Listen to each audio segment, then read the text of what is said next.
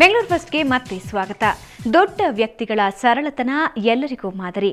ಆ ಮಹಾನ್ ವ್ಯಕ್ತಿಯೊಳಗಿನ ವ್ಯಕ್ತಿತ್ವವೇ ಅಂತಹದ್ದು. ಅದನ್ನ ಎಲ್ಲರಿಗೂ ತಿಳಿಯುವಂತೆ ಸರಳವಾಗಿ ಬಿಂಬಿಸುವ ಪುಸ್ತಕವೊಂದು ಇವತ್ತು ರಿಲೀಸ್ ಆಯಿತು. ದೀನನಾನು ಸಮಸ್ತ ಲೋಕಕ್ಕೆ ದಾನಿ ನೀನು, ವಿಚಾರಿಸಲು ಮತಿಹೀನ ನಾನು, ಮಹಾಮಹಿಮ ಕೈವಲ್ಯಪತಿ ನೀನು, ಏನಬಲ್ಲೆನು ನಾನು ನೆರೆ ಸುಜ್ಞಾನ ಮೂರುತಿ ನೀನು. ಡಾಕ್ಟರ್ ರಾಜ್ಕುಮಾರ್ ಅವರ ವ್ಯಕ್ತಿತ್ವದೊಳಗಿನ ವ್ಯಕ್ತಿ ಇಲ್ಲಿ ಅನಾವರಣಗೊಂಡಿದ್ದಾರೆ. ಇದು ರಾಜ್ ಪುತ್ರ ಪುನೀತ್ ಬರೆದಿರೋ ಪುಸ್ತಕ. ರಾಜ್ ಕುಟುಂಬವೇ ಇದನ್ನ ಬಿಡುಗಡೆ ಮಾಡಿದೆ. ರಾಜ್ ಬಗ್ಗೆ ಇದುವರೆಗೂ ರಿಲೀಸ್ ಆಗಿರೋ 66 ಪುಸ್ತಕಗಳಲ್ಲಿ ಇದು ತುಂಬಾನೇ ವಿಶೇಷವಾಗಿದೆ.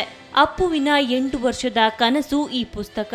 ಸ್ನೇಹಿತ ಪ್ರಕೃತಿ ಬನವಾಸಿ ಅಪ್ಪು ಜೊತೆ ಕೈ ಜೋಡಿಸಿದ್ರು. 272 ಪುಟಗಳ ಈ ಪುಸ್ತಕದಲ್ಲಿ ಮುಕ್ಕಾಲು ಭಾಗ ಫೋಟೋಗಳೇ ಇವೆ. ಈ ಚಿತ್ರಗಳೇ ರಾಜಣ್ಣನ ವ್ಯಕ್ತಿತ್ವವನ್ನ ತೆರೆದಿಟ್ಟಿವೆ ಅಂದ್ರೆ ತಪ್ಪೇನಿಲ್ಲ.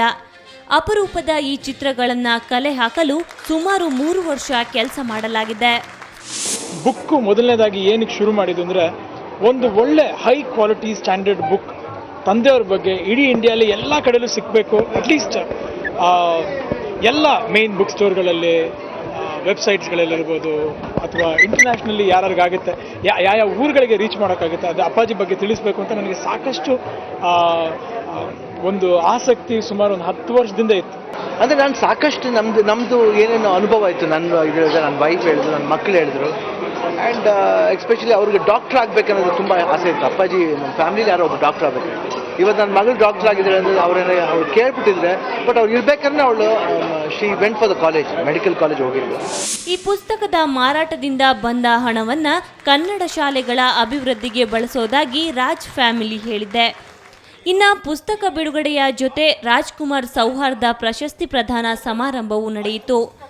ಕನ್ನಡ ಸಿನಿರಂಗಕ್ಕಾಗಿ ಶ್ರಮಿಸಿರೋ ಕಲಾವಿದರಿಗೆ ರಾಜ್ ಕುಟುಂಬವೇ ಪ್ರತಿ ವರ್ಷ ಈ ಗೌರವ ಪ್ರಶಸ್ತಿ ನೀಡುತ್ತಿದೆ.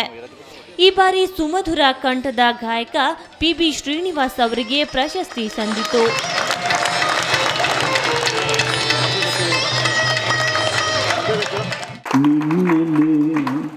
ನೆನೆಯುತ್ತ ಕೊರಗುತ್ತಿದೆ ಮನಸ್ಸು,